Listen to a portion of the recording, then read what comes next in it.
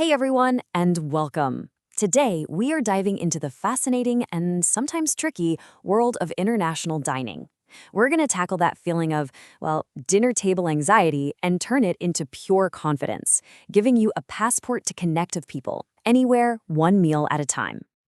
Come on, we've all been there, right?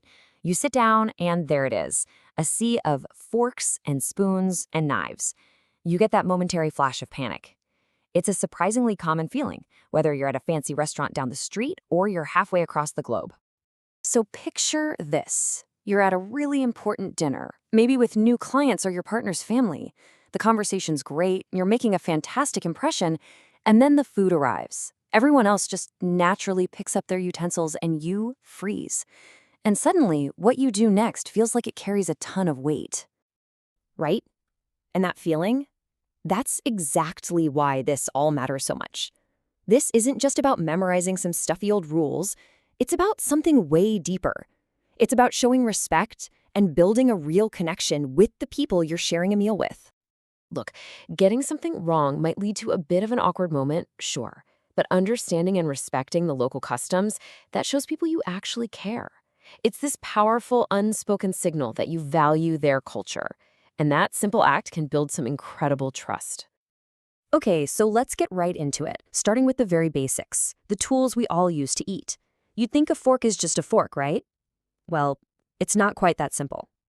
So get this, even just within the Western world, there's a fork divide. With the European or continental style, the fork stays in your left hand and the knife stays in your right. Simple. But in the American style, there's this little dance called the switch. You cut with the fork in your left, then you put the knife down and switch the fork over to your right hand to take a bite. It's a small thing, but it's a fascinating cultural difference in the whole rhythm of a meal.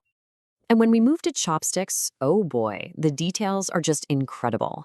For example, in Japan, sticking your chopsticks upright in a bowl of rice is a major no-no. It looks like an offering at a funeral.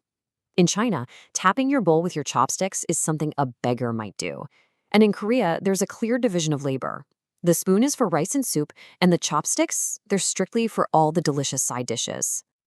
And then, of course, we have to talk about our original utensils, our hands. In huge parts of the world, the Middle East, India, parts of Africa, eating with your hands is totally normal. But here's the absolute #1 rule. Always use your right hand. Traditionally, the left hand is for, well, personal hygiene, so using it for a shared meal is a big sign of disrespect. It's a simple rule, but it has deep, deep cultural meaning. Okay, so we've covered the tools, now let's talk about the sounds of a meal. And this is where dining etiquette can get really, really counterintuitive. So you're in Tokyo eating a delicious bowl of ramen. The single best way you can show the chef you're loving it is to make some noise. A good loud slurp tells them you're enjoying the meal, plus it actually helps cool down the noodles and lets you taste the flavors better. It's the sound of pure enjoyment. But try doing that in, say, London or New York, and you're probably going to get a few strange looks. In most Western cultures, slurping is just seen as bad manners, plain and simple. It's the perfect example of how one culture's biggest compliment can be another culture's biggest cringe. And this quote from a ramen master just says it all, doesn't it? It's not about what's objectively right or wrong. It's all about understanding what an action means in that specific place, at that specific time. One person's noise is another person's praise.